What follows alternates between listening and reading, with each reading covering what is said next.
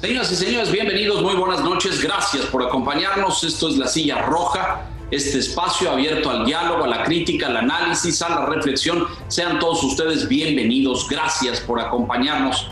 Esta noche recibimos a Luis Espino, investigador, analista, experto en discurso político, autor del libro López Obrador, el poder del discurso populista. Querido Luis, gracias por esta oportunidad y por tu tiempo para tener un diálogo acerca de estos temas. Muy buenas noches. ¿Qué tal, Leonardo? Muy buenas noches y muchas gracias por la invitación. Te agradezco muchísimo. Don Enrique Quintana, muy buenas noches. ¿Qué tal, Leo? Buenas noches. Luis, bienvenido. Buenas noches a todos. Muchas gracias. Buenas noches. Don Víctor Piz, bienvenido. Buenas noches. Gracias, Leonardo. Buenas noches. Saludos, Enrique. Luis, bienvenido a La Silla Roja.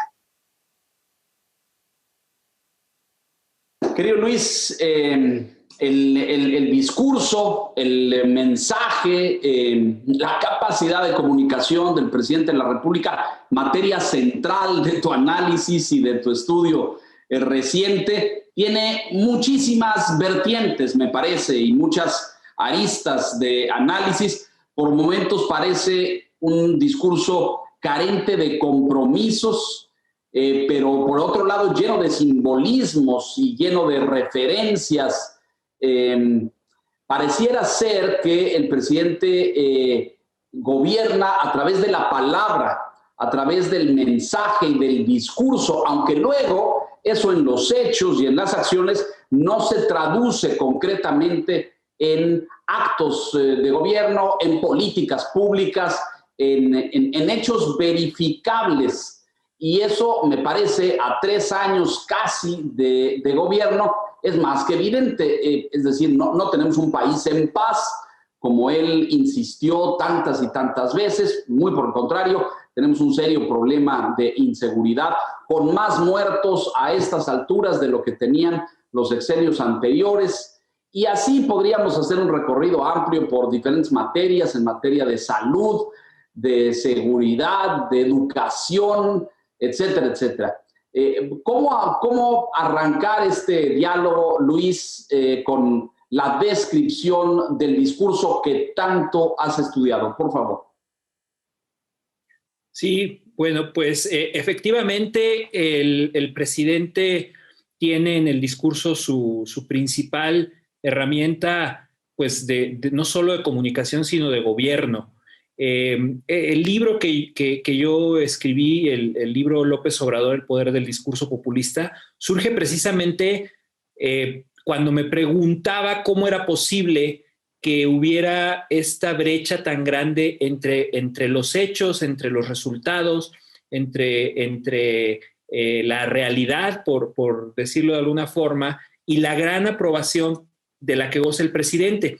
No solo en términos del número, que podría ser comparable con los niveles de aprobación de presidentes anteriores a estas alturas del sexenio, sino la intensidad de la aprobación y esa fuerte relación emocional que el presidente ha sido muy exitoso en construir con sus seguidores.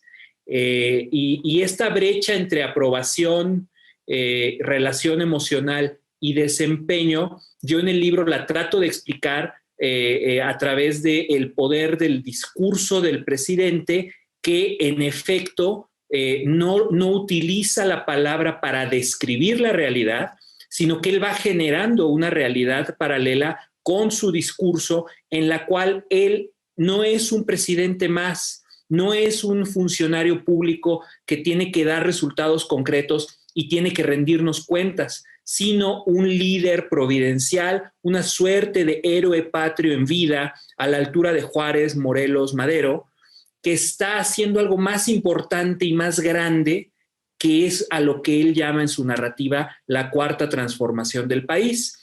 Y entonces esa capacidad para adaptar los hechos a un relato es lo que a él le ha permitido eludir la rendición de cuentas por los resultados de su gestión y ser evaluado, que esto yo le llamo el sueño de cualquier político, ser evaluado por sus intenciones, no por los resultados. Fíjate qué importante esto, porque sí, evidentemente, ya lo señalas, pero hay pues una disparidad entre la realidad y el discurso, ¿no? Entre esta retórica. Me pregunto si en algún momento lo va a alcanzar la historia, porque pues a todo servidor público le exigen una rendición de cuentas, especialmente a un presidente. Me permito si eso sucederá en algún momento, Luis. Pues yo creo que ya llevamos varios, pues ya 3 años, ¿no? Prácticamente 3 años diciendo, esta crisis ahora sí le va a costar, lo va a alcanzar. Empezamos con la recesión económica generada por sus decisiones el primer año.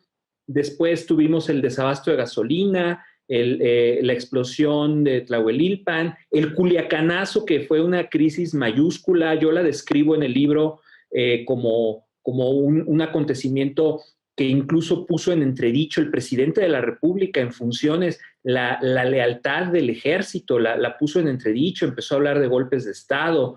Después, el tema de la pandemia, que pues es también una crisis humana, social, económica y obviamente sanitaria enorme, nunca antes vivida en el mundo y por nuestro país.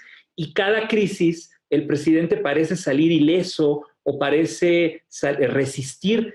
Alejandro Moreno, que lleva una medición muy puntual en el Financiero de la aprobación presidencial, pues yo creo que el verbo que más utiliza es resiste, ¿no? Resiste aprobación, resiste AMLO efecto Culiacán, resiste AMLO efecto pandemia, la vacunación a todas luces insuficiente y lenta, y parece ayudarle a mantener una aprobación ciudadana importante, y esto se debe, y esa es la tesis del libro, justamente al poder del discurso.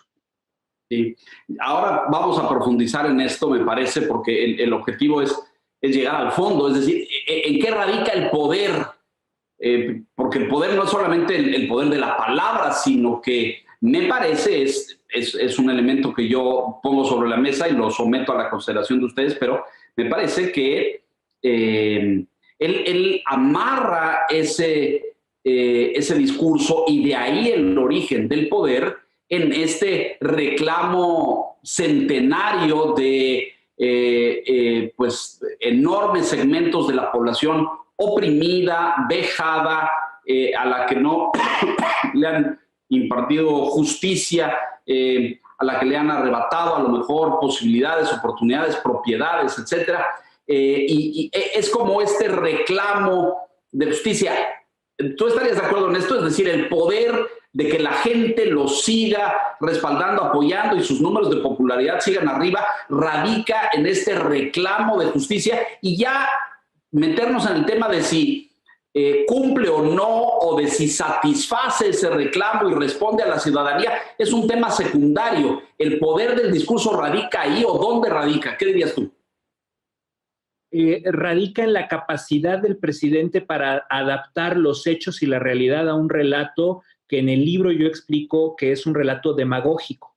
En retórica, la demagogia, obvio, todos tenemos en mente algo cuando escuchamos la palabra demagogia, o cuando le decimos a un político demagogo. Demagogo le llamamos al político que más nos desagrada, no importa la ideología, ¿no? En general es una palabra que tiene un uso muy, muy extendido. Pero en retórica, la demagogia sí tiene unas características puntuales que explico en el libro.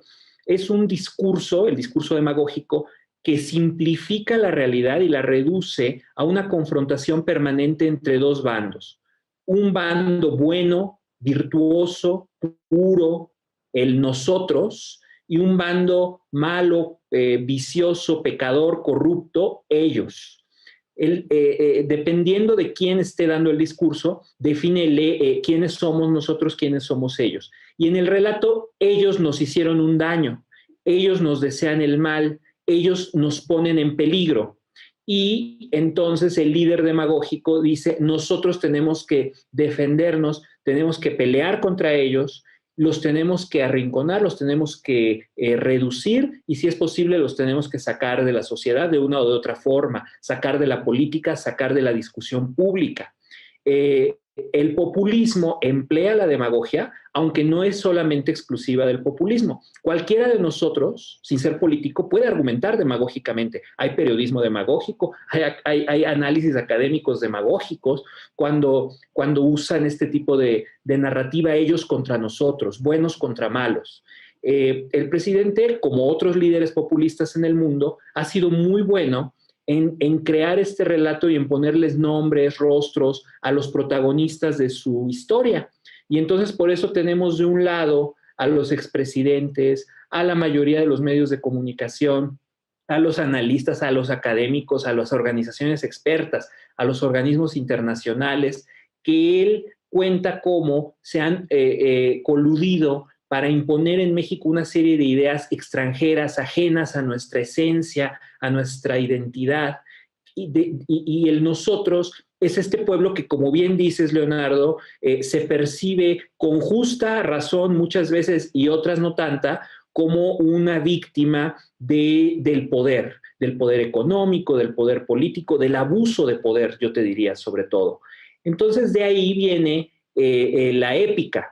Este discurso es emocionante, este discurso toca fibras sensibles, porque la política y en general el día a día, el gobierno, se vuelve una lucha permanente entre dos bandos, el bien contra el mal, y nuestras mentes están muy acostumbradas a entender los relatos así, porque yo explico en el libro que el discurso del presidente sigue la estructura de los relatos, de los cuentos que nos han contado y hemos leído desde niños.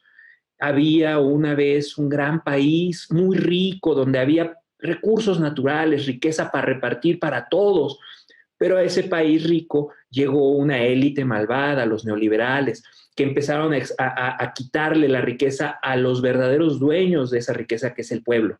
Y entonces ese relato, el presidente nos tiene todos los días, atentos al siguiente capítulo y al siguiente capítulo. Y él simplemente va dando a diario ejemplos que confirman que su relato es cierto. Y entonces por eso los resultados, las estadísticas, si la economía no crece, si la vacunación no avanza, si los muertos de la pandemia se acumulan, van quedando en segundo plano. Lo importante para el presidente y sus seguidores es que los villanos del relato están siendo castigados, están siendo señalados y exhibidos y la están pasando mal. Y en esa medida yo argumento en el libro que eso le da una gran satisfacción emocional a los seguidores del presidente y sienten que el costo que hay que pagar por lograr que esos villanos del relato la pasen mal y paguen el mal que han hecho, el costo que haya que pagar está bien, porque el presidente, y así lo dicen en grupos de enfoque, al fin está cambiando las cosas. Al fin llegó alguien que realmente está tratando de cambiar las cosas. Híjole, aunque luego en la realidad eso no se traduzca en hechos concretos. Ahorita entramos a los detalles. Enrique, por favor. Me evocas, Luis, en estas consideraciones dos referencias. Me recordaste a Sherezada en las Mil y Una Noches, contándonos todos los días un cuento y deseosos de ver cuál es el siguiente. Y más seriamente me evocas a Yuval Harari en su libro Sapiens, donde subraya la importancia de las ficciones colectivas, es decir, cómo las sociedades en realidad se han construido sobre la base de crear estas ficciones colectivas.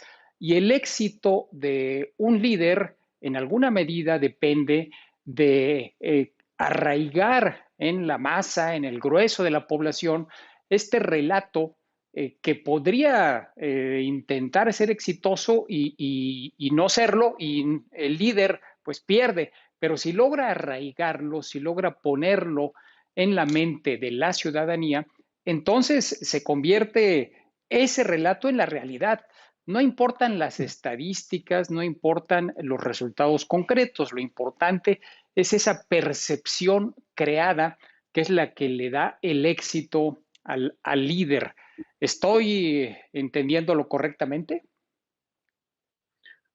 Absolutamente, Enrique, es así y es tan importante el tema de la narrativa que incluso en las ciencias económicas ya está empezando a hablarse de economía narrativa, ¿no? De cómo la comprensión colectiva de eso que llamamos realidad, que no es más que un entendimiento común de dónde están las cosas y cómo medirlas, y es heredera esto de la tradición racional, de la ilustración, después del método científico, del triunfo de la técnica, que es lo que justamente permitió el ascenso del capitalismo, está ahora en entredicho, precisamente porque se dejó a un lado el papel, por ejemplo, de las emociones. Las emociones son algo que no nos hemos acostumbrado a incorporar al análisis de los fenómenos sociales. Las ciencias sociales tratan de sistematizar el conocimiento,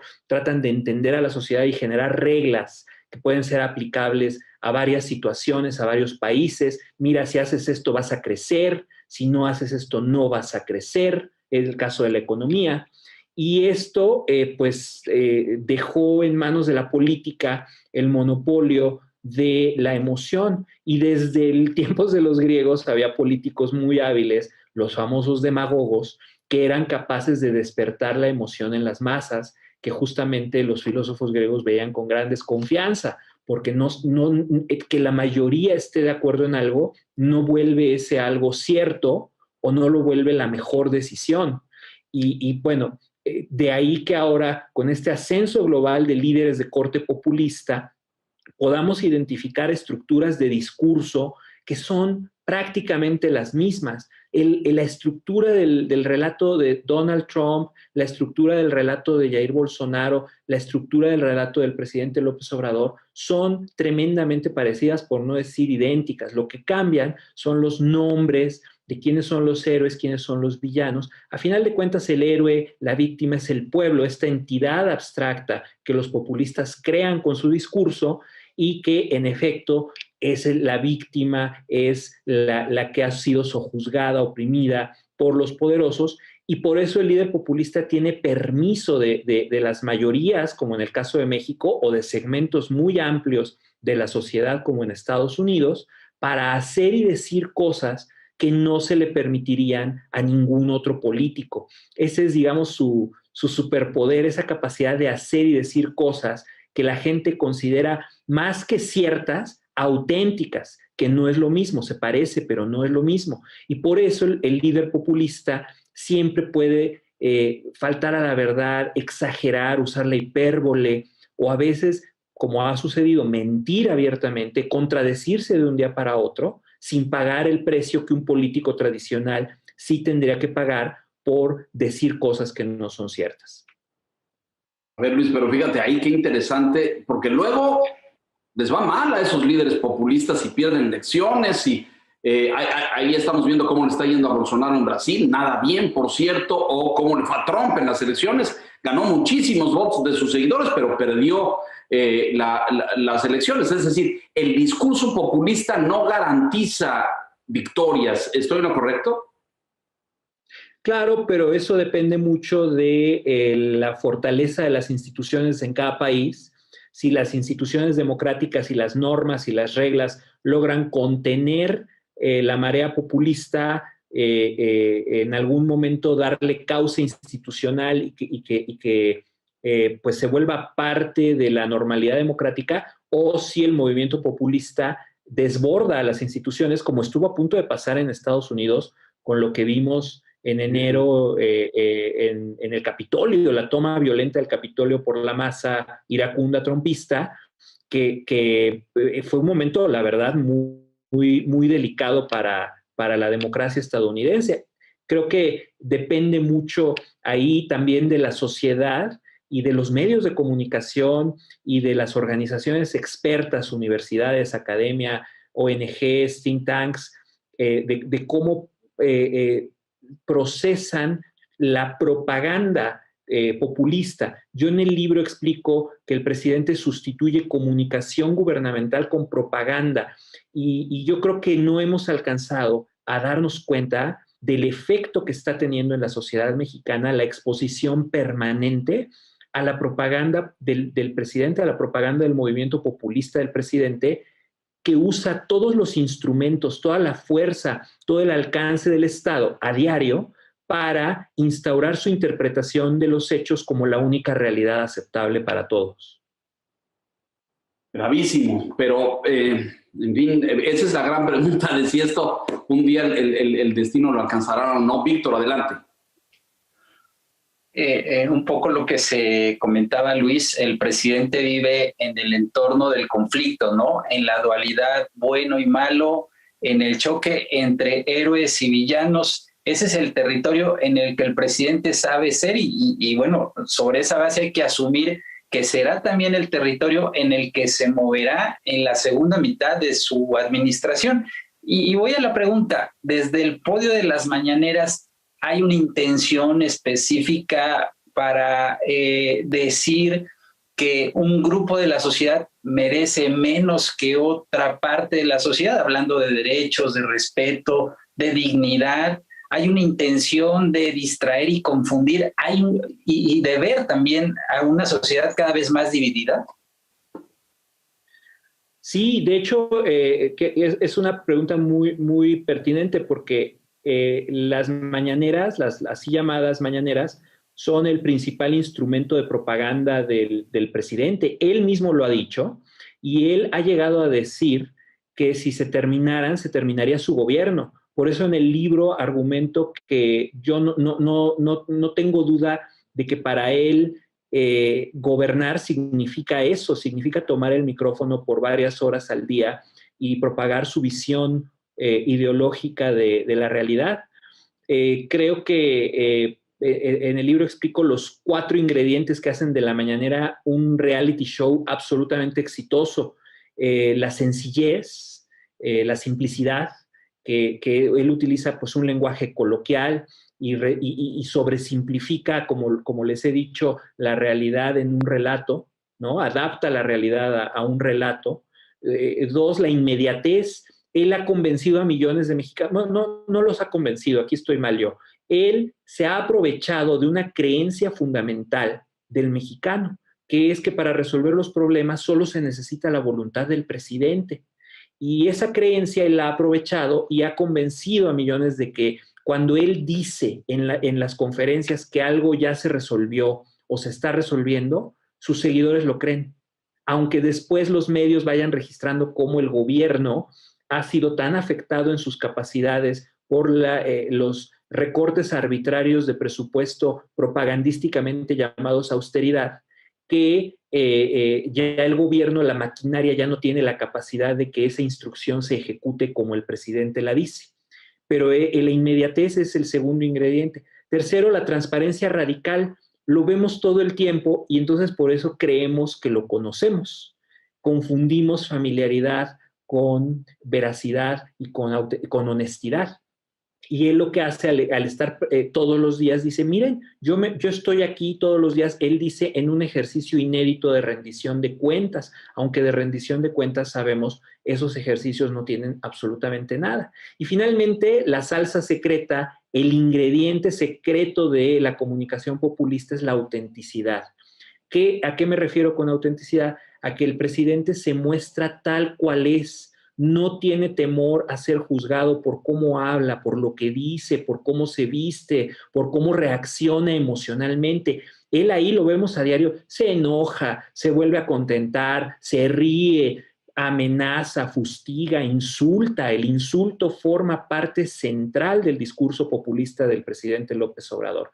Y eso hace que la gente vea y diga, es que él es auténtico. Mira, lo puedes ver tal cual es. Y confunden esa autenticidad con otras características como pueden ser toma buenas decisiones, sabe gobernar, está preocupado genuinamente por las personas y eso le da un gran blindaje al presidente que después los medios, los críticos, los que escribimos en los periódicos, los que analizan la realidad, las cifras, las estadísticas, tratan de contrarrestar con eso que llamamos la realidad, ¿no? Los hechos y los datos, y de este lado lo que tenemos son opiniones y emociones y relato. Y en ese choque, pues son dos idiomas completamente diferentes, completamente distintos, que no están generando un diálogo, simplemente son dos monólogos que cada vez son más estridentes en esto que pues ustedes lo saben muy bien, son fenómenos de polarización creciente. El discurso en el fondo pretende polarizar. Déjame dejarla ahí, vamos a mensajes, Luis, y regresamos enseguida. Es decir, uno de los propósitos es ese, porque todos los demás, estos 4 elementos que has descrito, la transparencia, la sencillez, este tema de autenticidad, que también es debatible porque es auténtica la lucha contra la corrupción y ahí habría pues enorme debate, ¿no? Es decir, o es auténtica la pacificación del país, esa creo que la evidencia demuestra lo contrario. Pero tienes razón cuando dices, no importa que eso se cumpla o no se cumpla, lo que importa es que la gente lo crea, y en eso su gente, me refiero a sus simpatizantes, sus seguidores, y en eso es terriblemente eficiente. Vamos a mensajes, si nos permite usted, rápidamente volvemos a la silla con Luis Espino, analista del discurso político.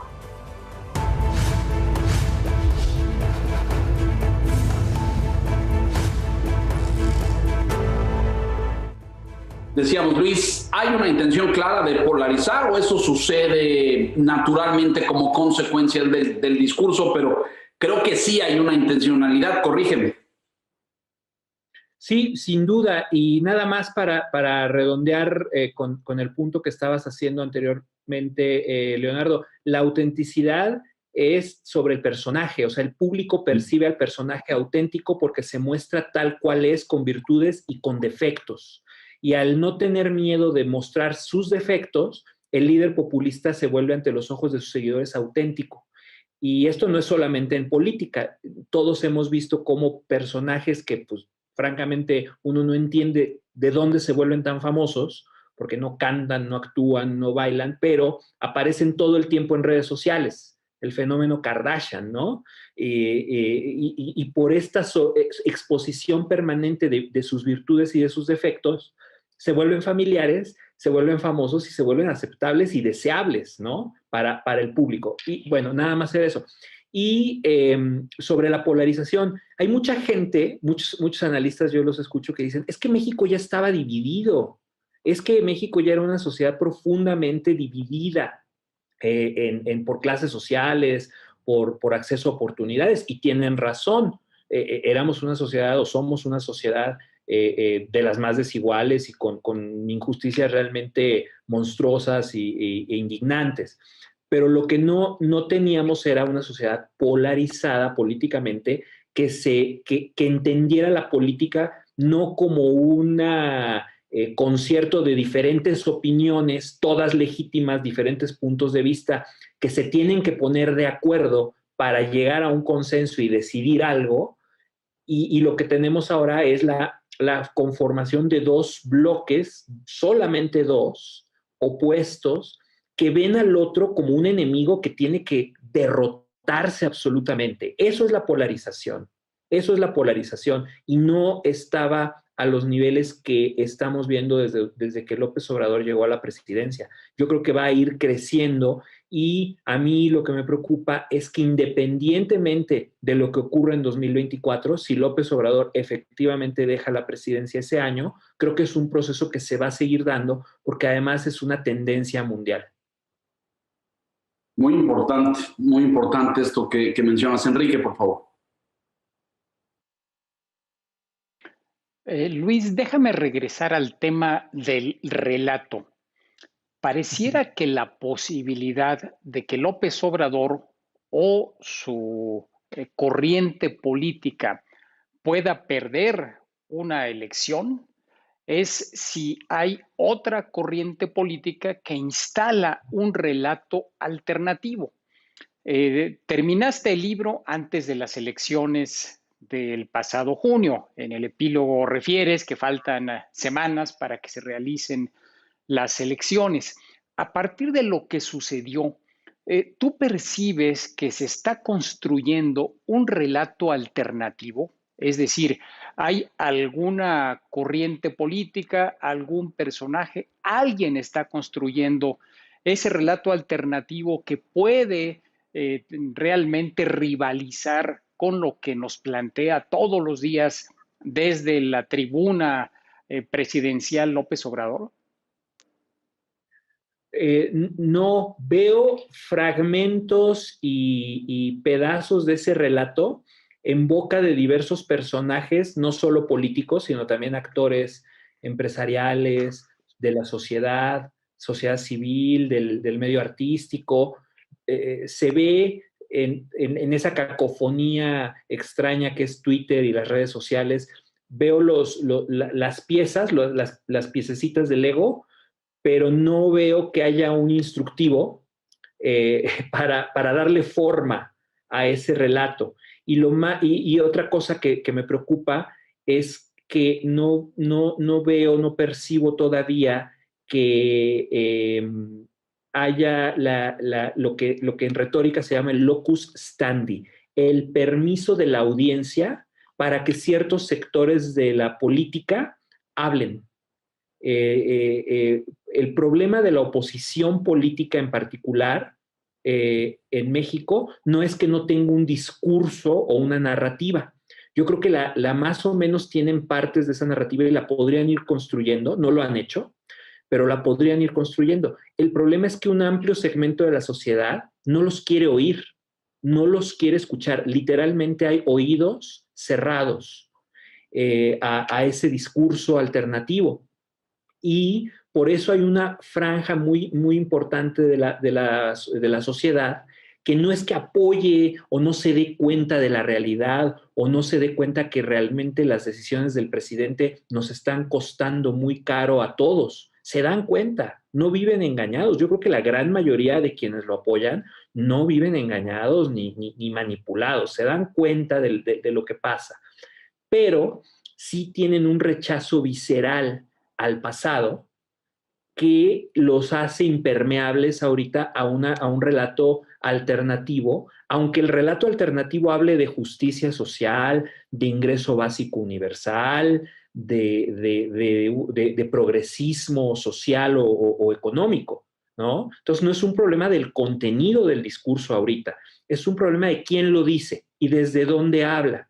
Y creo que ahí es donde viene la parte más importante, que el ingrediente que todavía no hemos visto en los críticos y opositores al presidente, que es encontrar esos liderazgos que sí tengan locus standi, que tengan permiso para hablar y que puedan desde una posición distinta a la política del pasado, generar ese nuevo discurso que entusiasme, porque a final de cuentas vivimos en la era de la democracia sentimental y ese nuevo discurso, como el del presidente, va a tener que apelar a una emoción antes que a la razón, y la emoción que debe activar es la esperanza, porque del lado del presidente, aunque verbalmente él hable mucho de esperanza, en realidad el discurso del presidente y su relato están fuertemente anclados en el descontento, en la indignación, en el enojo, que cuando se acumula en el tiempo y no se resuelve y no se transforma en cambio social, se transforma en resentimiento. Y entonces esa emoción es muy poderosa y es muy, muy difícil y lleva tiempo cambiarla por esperanza de que, bueno, si nos volvemos a reconciliar y nos ponemos de acuerdo, vamos a poder llegar a un futuro mejor. Lo que me parece de fondo aquí es algo que pues ya pasó en las democracias en otros países, y es que así como, lo dejo en la mesa para que lo discutamos, pero así como hubo un desencanto por la transición democrática cuando Fox ganó en el 2000 y vino un gobierno que se anunció como el gobierno del cambio y que acabó no cambiando nada, es decir, en términos esenciales se sustentó sobre la misma estructura de gobierno de poder que sus antecesores, aquellos malditos priistas que nos habían gobernado por 80 años. Y llegó el gobierno del cambio y la transición y muchas cosas permanecieron igual. De ahí que este tema de la esperanza de Andrés Manuel haya sido tan exitoso y abrazado por segmentos tan extendidos de la población. Cuando esto termine y fracase, como si hiciéramos el corte al día de hoy en materia de salud, seguridad, educación, energía, pues las señales no son positivas, habrá un desencanto también. ¿Y qué pasará entonces? La ciudadanía se quedará con esta sensación de que todos los políticos son iguales. Luis. Puede ser. Lo que pasa es que en otros países donde nos llevan más ventaja en términos de años viviendo bajo el populismo, pienso en el caso argentino, bueno, el caso extremo que se ha vuelto ya el lugar común, que es Venezuela.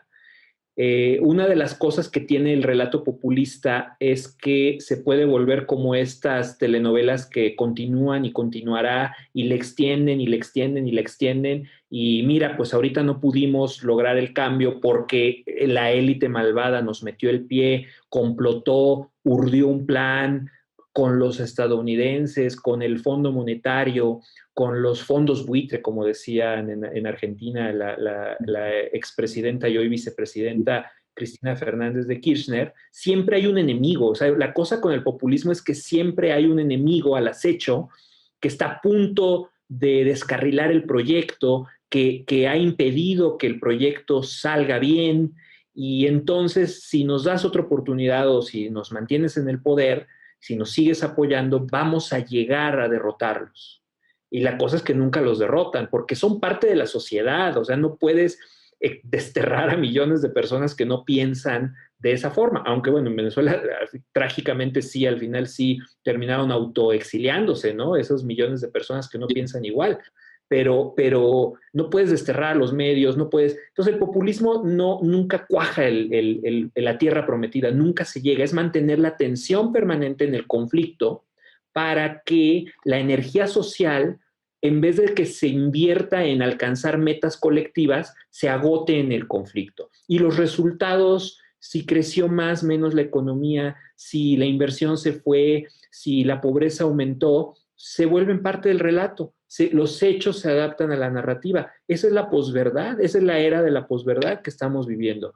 Y de ahí que sea tan peligroso que esa narrativa se vuelva la principal interpretación de la realidad en una sociedad. Aquí todavía no, en Estados Unidos tampoco. En Estados Unidos también las universidades, los principales medios, muchos sectores de la sociedad rechazaron la narrativa populista y se da este choque. Pero el populismo sigue vivo. Trump sigue ahí, acaba de dar un discurso incendiario hace poco en un evento de ultraconservadores. O sea, no tiene una salida fácil, aunque se le derrote electoralmente y pierda la presidencia. Se queda en la sociedad.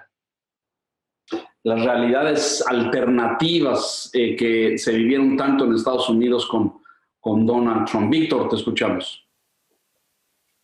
Decías, Luis, que el insulto es una parte central del discurso populista del presidente. Y en el libro ahí mencionas que nunca antes, lo cito textual, un mandatario había convertido el insulto en eje de su discurso público de la forma en que lo hace el presidente López Obrador. Dice, hay que decir que los insultos que profiere el presidente no son los términos más soeces que los mexicanos usamos para maldecir. Se tratan en su mayoría de palabras anticuadas y en desuso que muchas veces obligan a quienes les escuchamos a buscarlas en el diccionario. Dice, ese aspecto en apariencia benigno y juguetón de los insultos del presidente oculta muy bien su verdadera naturaleza como armas para destruir a personas e instituciones, comenzando por la destrucción de su imagen pública.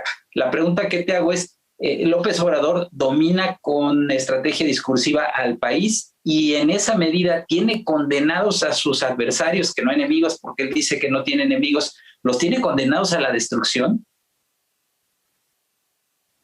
Sí, bueno, en un capítulo del libro habla de cómo él busca deslegitimar a críticos y opositores.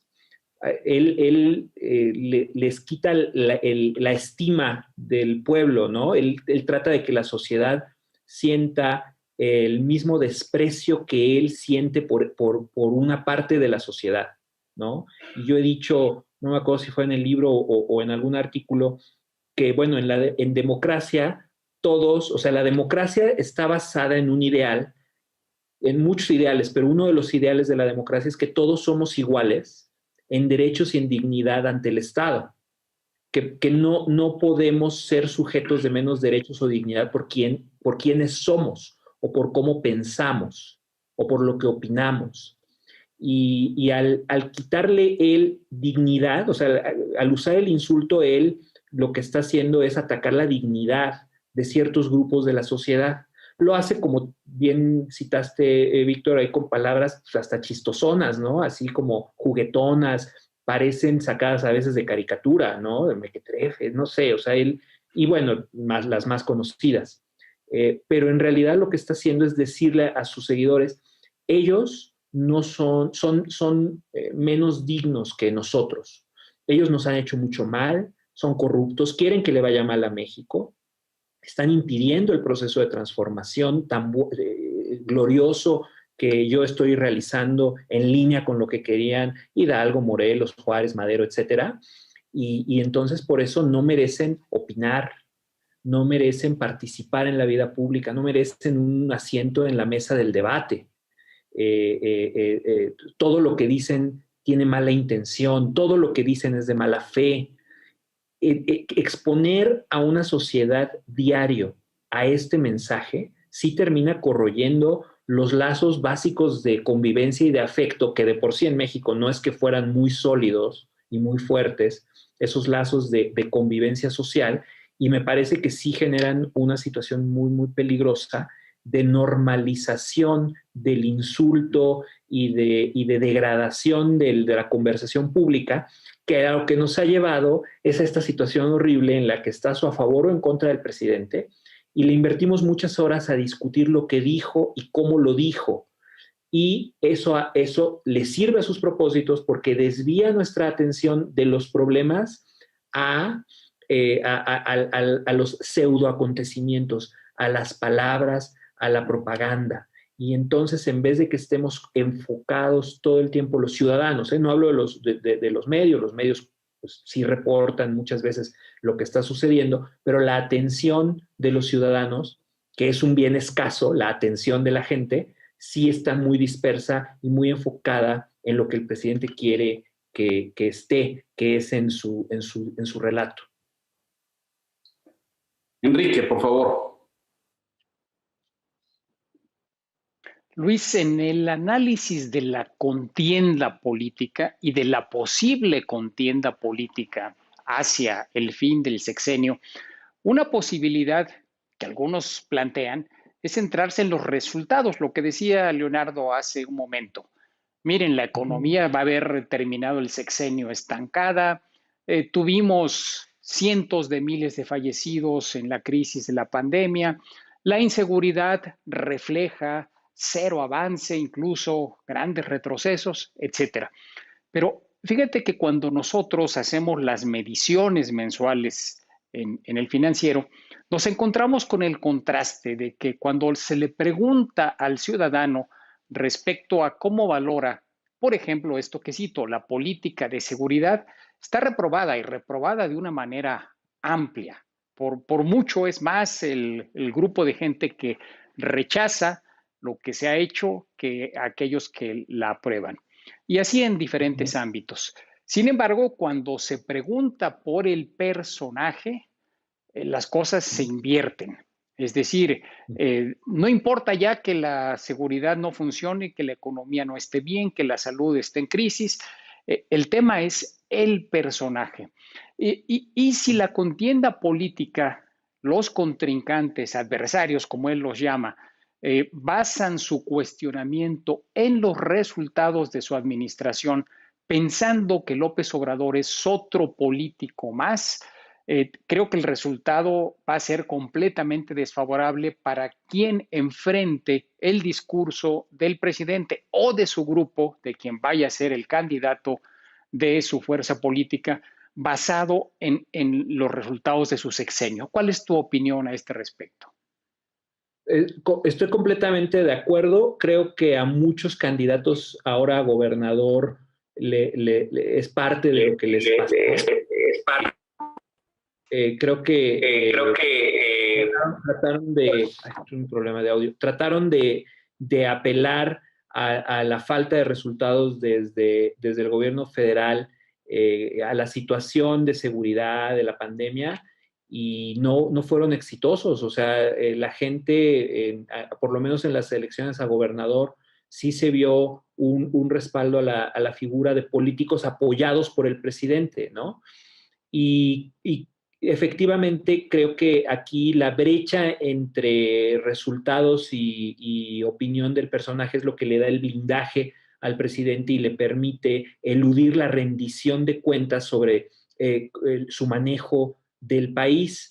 Entonces aquí lo que veo yo como posible punto medio para cambiar la conversación pública, que eso es lo que le hace falta a la oposición, empezar a cambiar la conversación pública, tiene que ver con el reconocimiento del pasado como un intento de llevar a México hacia un mejor nivel de vida, de desarrollo, de justicia, de seguridad, que no dio los resultados deseados, pero que no se debe a la maldad de un segmento de la sociedad o a la maldad de ciertos grupos políticos o de ciertos personajes políticos, sino que pues es un proceso que efectivamente no pudimos como sociedad construir y echar a andar y que funcionara bien.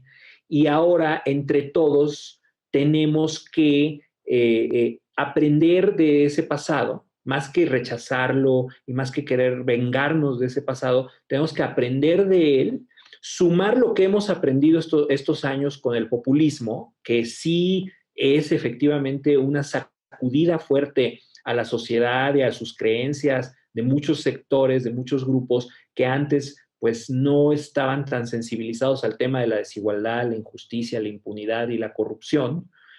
Y ¿qué hacemos? ¿Cómo hacemos una síntesis de todo lo que nos ha pasado en los últimos 30 años? Porque yo los escucho a ustedes ahorita que Leonardo hacía otra pregunta, y ya tenemos muy fija en la mente una narrativa de la democracia nos falló, la transición no nos cumplió las expectativas, se quedó corta la democracia. Esa es una narrativa. Esa es una forma de entender y de explicar verbalmente la realidad, es un discurso, ¿no? Pero hay otros, o sea, hay otras formas parecidas pero no iguales en la que nos podríamos explicar que esto es una cuestión colectiva y que en el barco vamos todos. Nadie se va a ir a ningún lado, ni los simpatizantes del presidente se van a ir a ningún lado si pierden las elecciones Morena en el año que haya elecciones, en el 24, ni tampoco la oposición se va a ir a ningún lado, ni los medios, ni los expertos, ni los empresarios. Nadie se va a ir a ningún lado, todos seguimos aquí, en el mismo barco. Entonces, ¿qué hacemos para que el barco no se hunda? ¿Qué hacemos para que el barco llegue a donde queremos que llegue? Esa síntesis es lo que tendría que ser el armazón, la estructura de esa nueva narrativa, pero no en términos de vamos a derrotar a los que apoyan al presidente como si fuera esta confrontación, porque eso es lo que él quiere, que entendamos la política como confrontación y esto se va a arreglar hasta que yo te derrote. No, el reto es, y sí se puede hacer, Biden en parte creo que es lo que utilizó en su discurso para pues apenitas ahí sacar la mayoría que necesitaba, cómo incluimos a más gente en una nueva idea de lo que debe ser el país, aprendiendo de lo que hemos vivido, tanto de los 30 años previos al populismo como de la experiencia populista. Yo creo que va por ahí. No sé si me di a entender. Sí,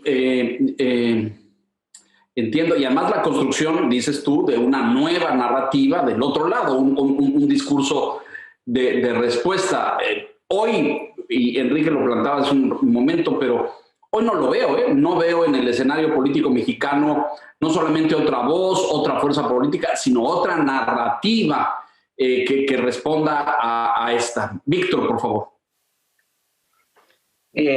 La conversación pública en México giró después de la elección del 6 de junio en torno a los ataques de López Obrador contra la clase media, que califica a él como aspiracionista y que votó contra Morena. Nos quedamos ahí un buen tiempo hablando mal o bien de la clase media, pero dejamos de poner atención en temas, ya se mencionaban, temas graves, urgentes, la inseguridad, la pandemia, la vacunación, la tragedia de la línea 12 aquí en la Ciudad de México. De pronto el presidente hace apuestas arriesgadas, ¿no? Como esta, de lanzarse contra la clase media, pero lo hace consciente de que tiene todavía un capital político alto y de que en las encuestas sigue estando bien evaluado, que su nivel de aprobación todavía es a su favor. Sin duda, y a mí lo que me preocupa de eso es la estigmatización de los grupos sociales, porque a final de cuentas, desde el Estado, desde el gran poder comunicativo, desde el podio del águila y la serpiente, ¿no? El enorme poder simbólico de la presidencia en un país tan presidencialista como este, el presidente está deslegitimando, pues yo ni siquiera diría una clase social, porque Dios sabe a qué tiene en la cabeza cuando dice clase media. Hubo una discusión ahí, como muchas, bastante estéril sobre, pues es que él se refiere a los ricos, se refiere a los que ganan tanto, se refiere a, ¿no? El INEGI la define así. Pues, sí, es una discusión pues bastante rara sobre de quién estaba hablando, a quién le estaba hablando. Muchos se pusieron el saco, se sintieron ofendidos, aludidos en redes sociales, cometían este error, cayeron en la trampa retórica del populismo de usar los términos del populismo para definirse a sí mismos, lo cual es un grave error que comete la oposición y que frecuentemente cometen los críticos del presidente, usar su lenguaje, porque en política quien controla el lenguaje controla el poder, y mientras el presidente controle el lenguaje de la conversación pública, introduciendo estos nuevos términos denigratorios, que deslegitiman a ciertos grupos de la sociedad, no vamos a salir de esta vorágine confrontativa, polarizante, y no nos vamos a enfocar en los problemas que mencionaste.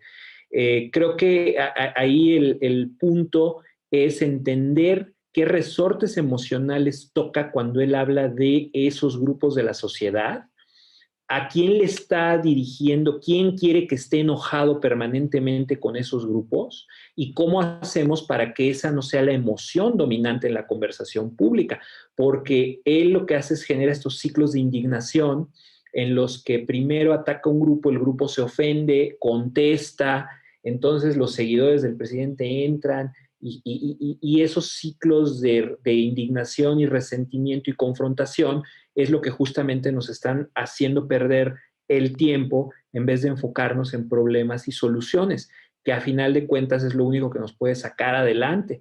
Y el paso número uno para evitar eso, y lo digo en el libro y lo he dicho en otros foros, en otros artículos también, es no usemos el lenguaje del presidente, hay que resistirnos al máximo de repetir las palabras con las que él define la realidad, porque esas palabras tienen una carga psicológica y emocional muy, muy clara. Están dirigidas a la división, a la distracción y al desahogo de emociones negativas.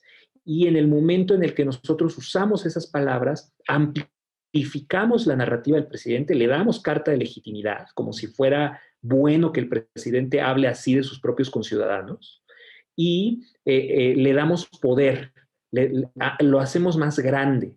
Y creo que en la medida en la que entendamos que uno de los trucos mejor jugados por el presidente es hacernos hablar como él, ¿cómo le hacemos para resolver tantos problemas que no solo persisten, sino que se han agravado? Claro.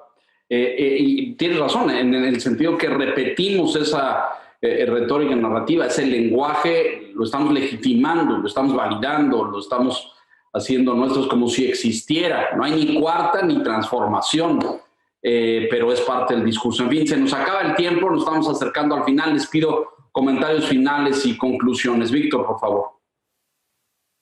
Agradecer a Luis Espino que nos haya acompañado esta noche en La Silla Roja. Sin duda, la lectura del libro se recomienda ampliamente para conocer más al presidente Y como decías al principio, Luis, esta narrativa que emplea el presidente le permite ser evaluado por sus intenciones, no por sus resultados, y creo que eso lo deja perfectamente claro el libro. Gracias.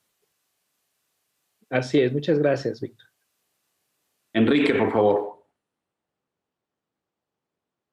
Me parece que tu texto, Luis, ya se volvió indispensable para responder a una pregunta que hoy se hace en México ampliamente. ¿Por qué sigue manteniendo una popularidad alta un gobierno, un presidente que da tan escasos resultados? Creo que la lectura del texto es probablemente hasta ahora una de las mejores respuestas a esta pregunta, con múltiples hipótesis, pero creo que la más elaborada, la más sólida es la que tú ofreces en tu texto. Así que, pues, una invitación al público a que te lea, Luis. Gracias. Qué amable, muchísimas gracias. Muy generosos los comentarios, amigos. Gracias. López Obrador, el poder del discurso populista, búsquelo, le dará a usted muchas pistas para entender la mentalidad, el lenguaje, la construcción de esta narrativa en la que México está inmerso hoy en día. Luis Espino, te agradecemos enormemente tu presencia en la Silla Roja esta noche. Un abrazo muy grande y ya estaremos comentando próximamente el avance de los acontecimientos. Un abrazo y muchas gracias. Leonardo, muchísimas gracias por la invitación. Gracias, Enrique, Víctor, y un abrazo y un saludo a todo el público. Buenas noches. Gracias. Víctor Piz, muy buenas noches. Enrique Quintana, gracias, muy buenas noches. Y a usted que nos hace el favor y la gentileza de escucharnos aquí, La Silla Roja, puntualmente la semana entrante. Hasta entonces, gracias.